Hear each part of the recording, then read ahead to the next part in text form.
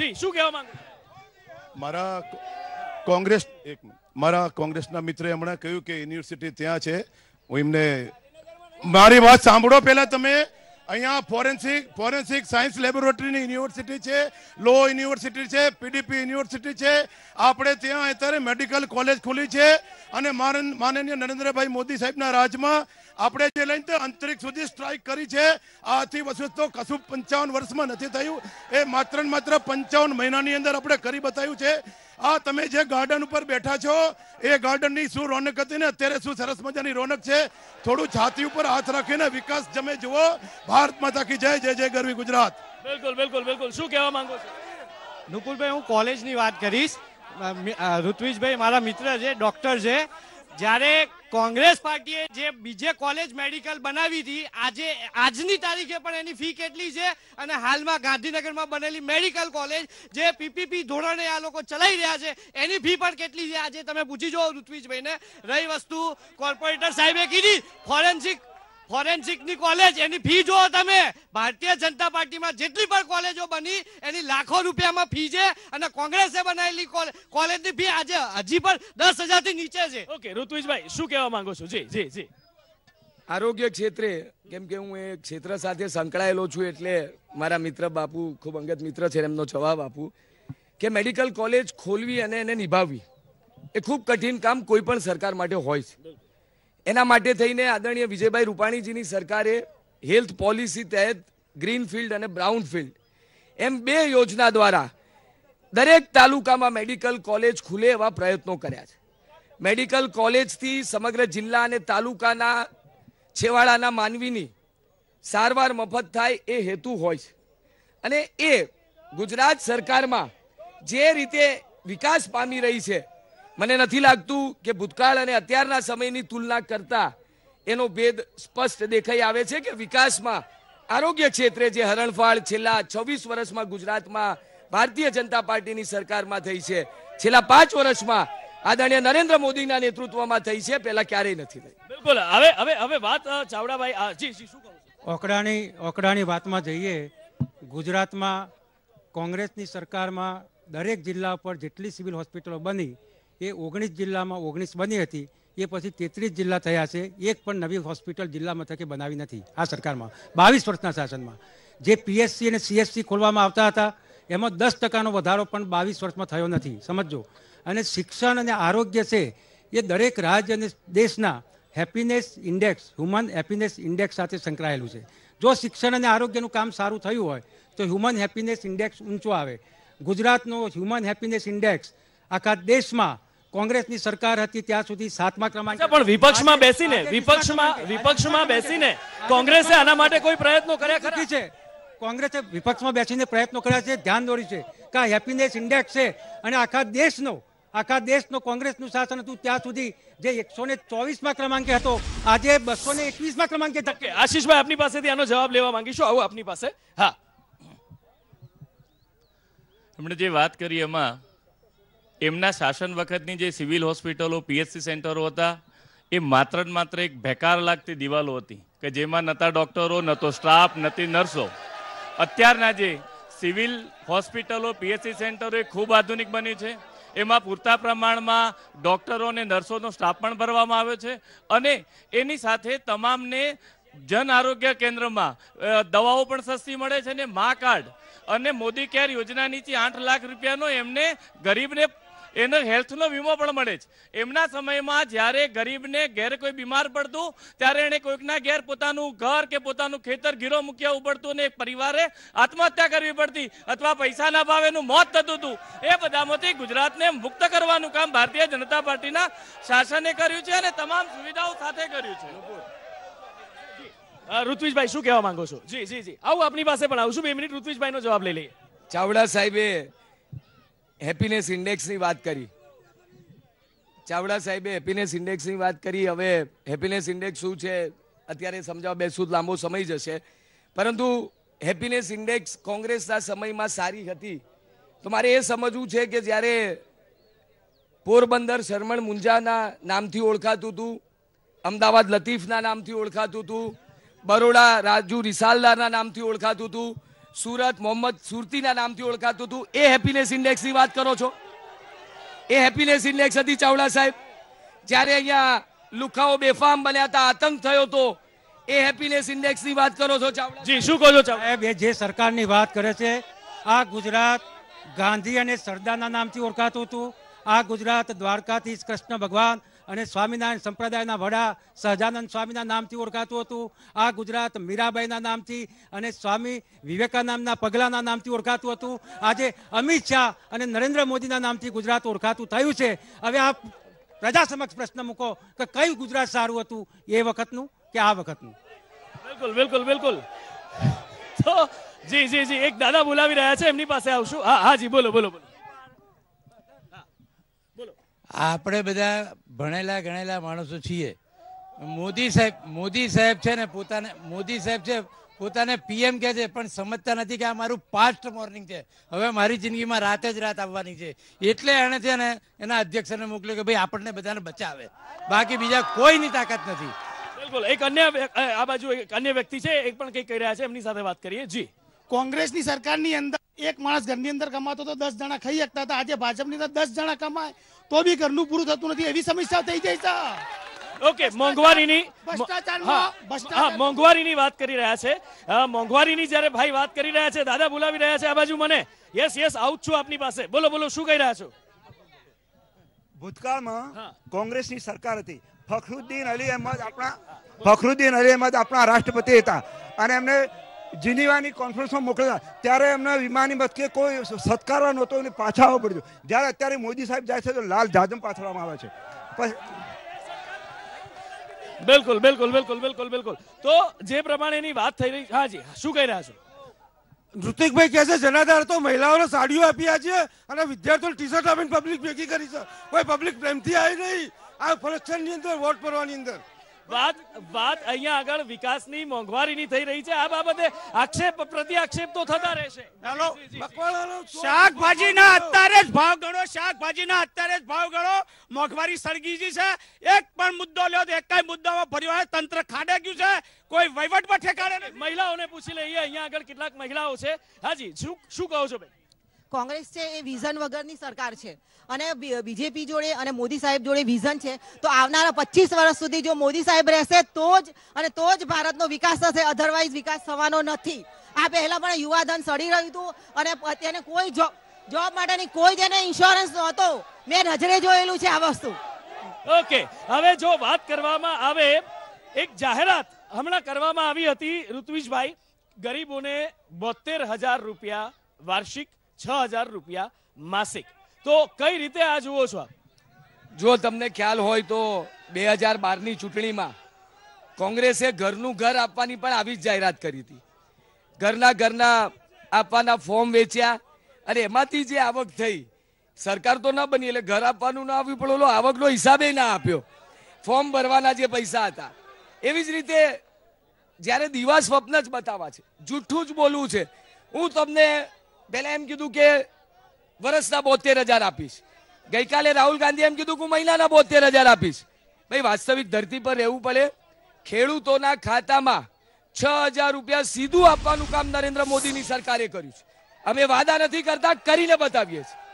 મેં તમને કીધું એ પ્રમાણે આયુષ્માન ભારત યોજના દ્વારા દરેકને 5 લાખ રૂપિયાના વીમાનું કવર, એટલે 5 લાખ રૂપિયા સુધીની સહાય નરેન્દ્ર મોદીજીની સરકારે. બિલકુલ સીધી વાત ચાવડા સાહેબ થઈ રહી છે. 72,000 ની સામે 5 લાખ. તમે સમજો કે એનડીએની સરકાર બની એ પહેલા નરેન્દ્રભાઈ મોદીએ આખા દેશમાં ઢંઢેરો પીટો હતો કે કારું નાણું લાવીને દરેકના ખાતામાં 15 લાખ રૂપિયા જમા કરાવીશ. એક પણ રૂપિયો કાણીઓ પૈસો જમા કરાવ્યો નથી. તો આ એમની જાતને સત્યવાદી રાજા હરિશ્ચંદ્રના અવતાર માને છે અને અમને જૂઠા કહે છે. બીજી વાત, ખેડૂતોનું દેવું માફ કરવાની વાત એનડીએના વડા નરેન્દ્રભાઈ મોદીએ જાહેરમાં કરી હતી. એક પણ રાજ્યનું દેવું માફ કરી નથી. અમે દેવું આખા દેશનું ફરીથી સરકાર આપશે તો ખેડૂતોનું માફ કરીશું. ઓકે, શું કહો છો ઋત્વિજભાઈ? મધ્યપ્રદેશ, રાજસ્થાન અને છત્તીસગઢમાં એમના નેતા આદરણીય રાહુલ ગાંધીજીએ આ જ વાત કરી અને શપથવિધિ પછી ત્રણેય રાજ્યોના મુખ્યમંત્રી આવું કરવાનું નાટક પણ કર્યું. સાહેબ તમે તો મીડિયાના મિત્રો છો, તમે ત્યાં જઈને ચેનલ દ્વારા પૂછો, ખેડૂતોને 2 રૂપિયા, 3 રૂપિયા, 1 રૂપિયાના ચેક આવ્યા અને દેવા માફીની વાત કરી. દેવું માફી કરવું એ કાયમી સોલ્યુશન નથી. અમે ખેડૂતોને પગભર બનાવવા માંગીએ છીએ. ઓર્ગેનિક ખેતી કરતા થાય, પિયતની યોજનાઓ હોય, સૌની યોજનાઓ હોય, પાણી મળતું થાય અને પછી પાક વીમા દ્વારા અને ખેડૂતોના ખાતામાં સીધા 2000 રૂપિયા આપીને ખેડૂતોને સક્ષમ બનાવવામાં માનીએ છીએ. શું કહો છો? પાક વીમા યોજના એક મિનિટ પાક વીમા યોજનામાં જેટલું પ્રીમિયમ ખેડૂતો ભરે છે એના કરતાં ઓછું ખેડૂતોને વળતર ચૂકવાયું છે. આ પાક વીમા યોજના નથી, પણ ફસલ વીમા યોજના નથી, પણ ખેડૂત ફસાયા યોજના છે.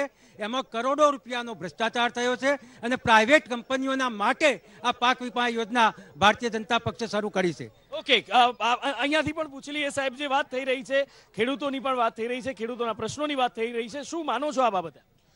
જો ભાજપ સરકાર છે એ ખેડૂતોની જ સરકાર છે. ખેડૂતોનો માટેનું જેટલું ધ્યાન નરેન્દ્ર મોદી અને એમની સરકારે રાખેલું છે એ પછી એમના કોંગ્રેસ વાળાને એવું થયું કે જો ખેડૂતોને નહીં સાચવીએ તો આપણી સરકાર નહીં આવે, એટલે હવે પાછળથી આ બધા પોરા કરે છે.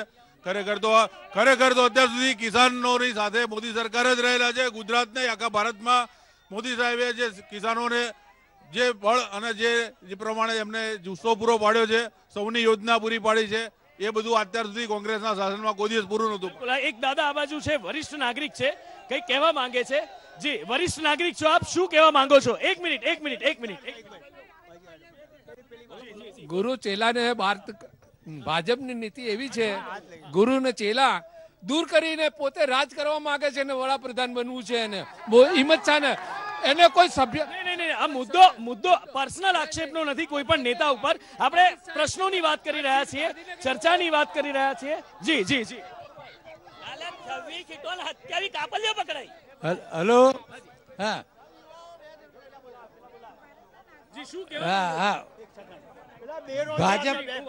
ભાજપના જે વાઘાણી સાહેબ છે એમનો છોકરો ચોરી કરતા પકડાયો, તો હવે કહો કે પક્ષના બધા ચોર જ છે કે નહીં?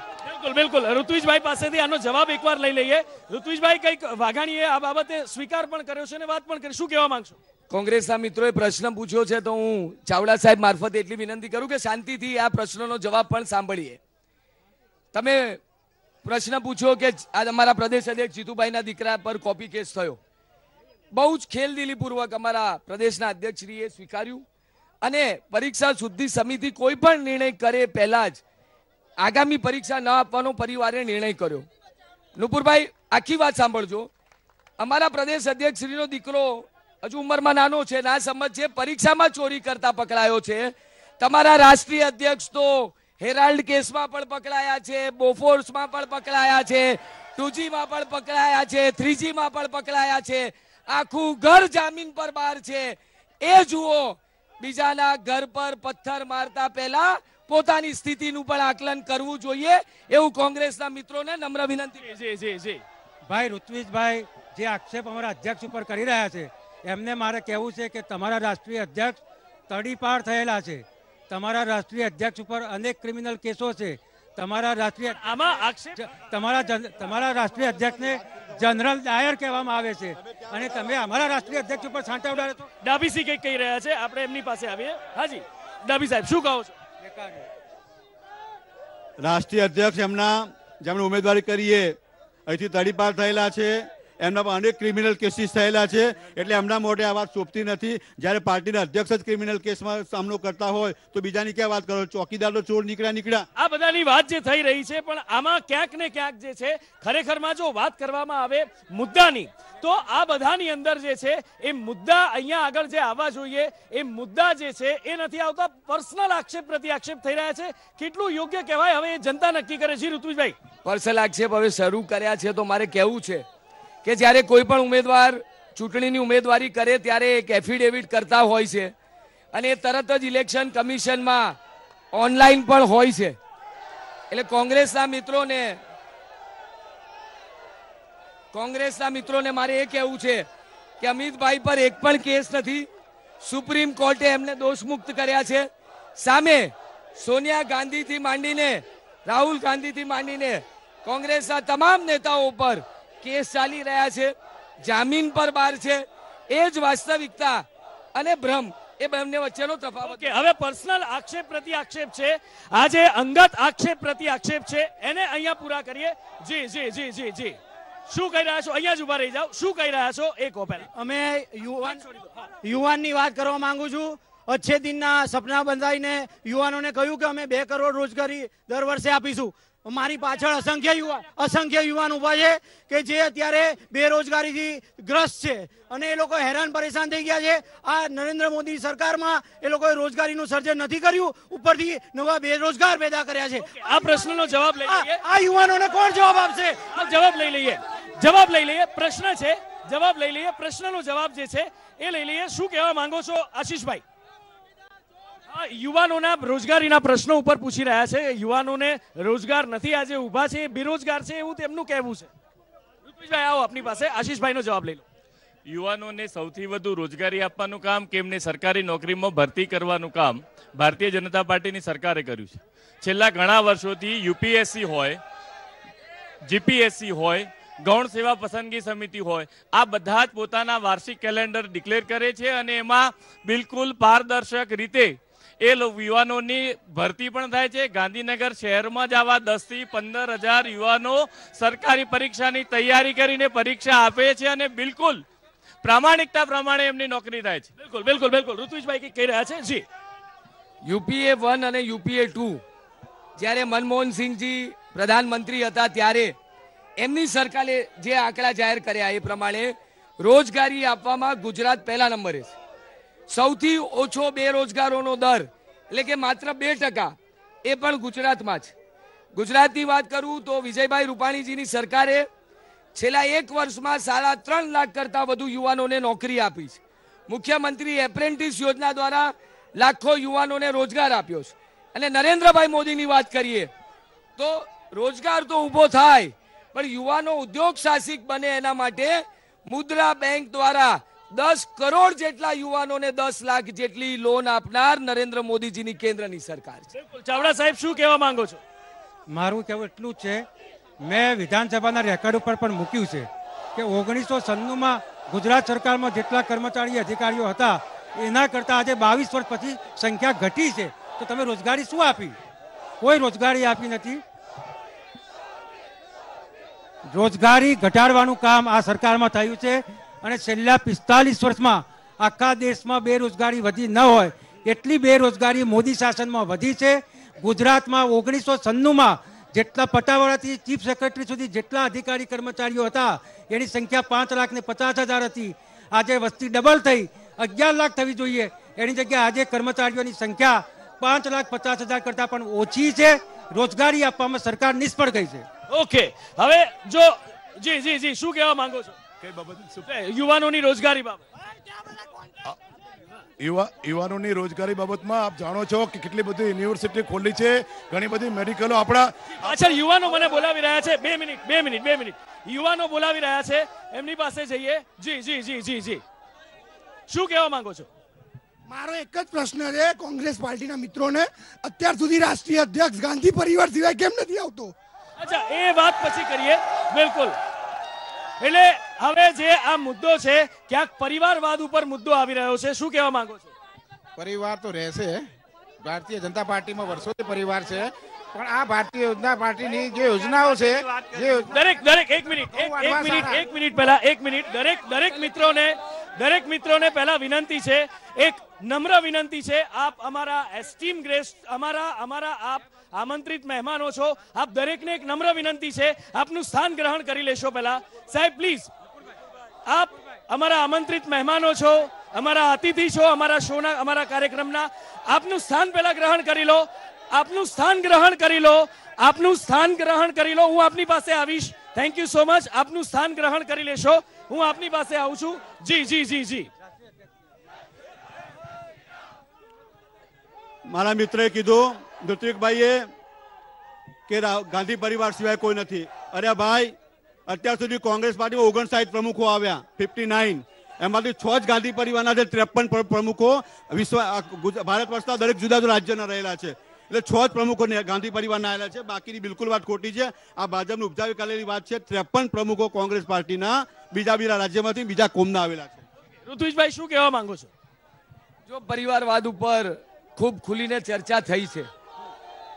તમે કોંગ્રેસની તાસીર જોશો તો 55 વર્ષ જે કોંગ્રેસે શાસન કર્યું એમાંથી 99% સમય માત્ર એક પરિવારે સત્તા ભોગવી. જવાહરલાલ નહેરુ હોય, ઇન્દિરાજી હોય, રાજીવ ગાંધીજી હોય અને એમના પછી રિમોટ કંટ્રોલથી સોનિયા ગાંધીજી અને હવે રાહુલ ગાંધીજી જ્યારે રાષ્ટ્રીય અધ્યક્ષ બન્યા છે ત્યારે કઈ રીતે કોંગ્રેસ પાર્ટીને પ્રાઇવેટ લિમિટેડ કંપની તરીકે ચલાવવામાં આવી રહી છે આખો દેશ જાણે છે. સામે સંઘવી સ્કૂલના એક બૂથના યુવા મોરચાના મંત્રી તરીકે પડદાને પોસ્ટર લગાવીને વિશ્વની સૌથી મોટી પાર્ટીના અધ્યક્ષ પણ આદરણીય અમિતભાઈ શાહ બની શકે છે. એ ઉદાહરણ પણ આખા દેશે જાણ્યું છે. એટલે પરિવારવાદની જે વાત છે એને અને કોંગ્રેસના સાથી પક્ષો, તમે બિહારમાં આરજેડી લો તો લાલુ પ્રસાદ યાદવ પછી એમના જ પુત્ર આવે, ઉત્તર પ્રદેશમાં સમાજવાદી પાર્ટી લો તો અખિલેશ યાદવ જ આવે અને બસપા લો તો માયાવતીજી જ આવે. મને કદાચ નવાઈ નહીં લાગે કે વર્ષો પછી ચૂંટણી લડાતી હશે તો અમારામાંથી કદાચ કેસરી ટી શર્ટ પહેરેલા મિત્રો ઉમેદવાર હશે પણ કોંગ્રેસમાંથી સીજે ચાવડા સાહેબના પુત્ર જ ઉમેદવાર હશે. ઓકે આગળ વાત કરીએ. એક મુદ્દો અધૂરો છૂટી ગયો હતો. એક મુદ્દો જે છે એ સર્જિકલ સ્ટ્રાઇક વાળો એક મુદ્દો અધૂરો છૂટી ગયો હતો. એના ઉપર વાત કરવા માંગીએ છીએ. એક મજબૂત નેતૃત્વ, એક સશક્ત નેતૃત્વની વાત થઈ રહી છે. સવાલો પણ ઉઠી રહ્યા છે એની સામે. સર્જિકલ સ્ટ્રાઇક ઉપર, એર સ્ટ્રાઇક પર સવાલો પૂછવામાં આવે છે. શું કહેવા માંગો છો આ બાબતે? ભારત દેશમાં જ્યારે ભૂતકાળમાં 4 થી 14ની વચ્ચે જેટલા પણ હુમલા થયા ત્યાં એ વખતના પ્રધાનમંત્રી કશું કર્યું નહીં અને કયા ગૃહમાં જઈને બેસી રહ્યા. આ વખતે નરેન્દ્રભાઈએ જે પણ આતંકવાદી હુમલો થયો એમાં સર્જિકલ સ્ટ્રાઇક કરી, એર સ્ટ્રાઇક કરી અને કરતાની સાથે સાથે પ્રધાનમંત્રીએ ટીવીના ઇન્ટરવ્યુમાં પણ કીધું જ્યારે આવી સ્ટ્રાઇક થઈ ત્યારે પોતે આખી રાત જાગ્યા અને આપણી વાયુસેનાના અધિકારીઓ હોય કે સર્જિકલ સ્ટ્રાઇક ના હોય એ સ્વદેહે પરત પાછા ફરે અને કામ ના પતે ત્યાં સુધી ઝણવટ ભરી પરિસ્થિતિનું એમને બારીકાઈથી નિરીક્ષણ કર્યું. અને આ પ્રધાનમંત્રી હતા તો વિદેશની ધરતી ઉપર લોકમત બનાવ્યો અને આનંદને પાકિસ્તાને 24 કલાકની અંદર માનભેર બોર્ડર ઉપર. અન્ય કેટલાક લોકો પણ છે એમને પણ આવરી લઈએ. શું કહેવા માંગો છો? આજે હું એ કહેવા માંગુ છું કે કોંગ્રેસના જે લોકો કહે છે કે ભાઈ સર્જિકલ સ્ટ્રાઇકના પુરાવા, તો મારે એ વાત કરવી છે. તમારે અત્યારે જે વાત કરે છે એ ઓપડો ભાઈ, અત્યારે જે વાત ચાલે છે એ ઓપડો, બરાબર? હા, તો સરપંચજી 25 વર્ષે પાકિસ્તાનમાં તેની લાશ પાછી આવી અને આજે મોદી સરકારમાં 48 દિવસમાં અભિનંદન ફોજી પાછો વોટ મૂકવા આવ્યા બોર્ડ ઉપર. આજે મોદી સરકારનો આ નિર્ણય છે. બિલકુલ. શું કહેવા માંગો છો? એક મિનિટ શાંતિ રાખો બધા, સાંભળો. વિકાસની વાત કરીએ. જો બધા તમે સવાલ સાંભળશો તો કોકની પાસે જવાબ મળશે. તમે બધા જો સવાલ સાંભળશો તો કોકની પાસે જવાબ મળશે. આપણા ભારત સાથે આઝાદ થયેલા દેશો ક્યાંથી ક્યાં પહોંચી ગયા? આટલા વર્ષોમાં આપણી સાથે આઝાદ થયેલા દેશો કેટલા આગળ વધી ગયા અને અત્યારે આપણે ટોયલેટ બનાવી રહ્યા છે. મોદી સાહેબ આટલા વર્ષો સુધી ટોયલેટ બનાવે છે અને બીજા દેશો ક્યાંથી ક્યાં પહોંચી ગયા? તમે ટોયલેટ નહીં બનાવી શક્યા. ઘણા બધા મુદ્દા છે, ઘણા બધા મુદ્દાઓ ઉપર ચર્ચા થઈ રહી છે પણ ક્યાંક ને ક્યાંક જે છે સમયના બંધનમાં આપણે બંધાયેલા છીએ. આ જે ચર્ચા છે આ ચર્ચા આ જ રીતે આગળ ચાલતી રહેશે. અત્યારે મૂકીશું એક અલ્પ વિરામ. નમસ્કાર.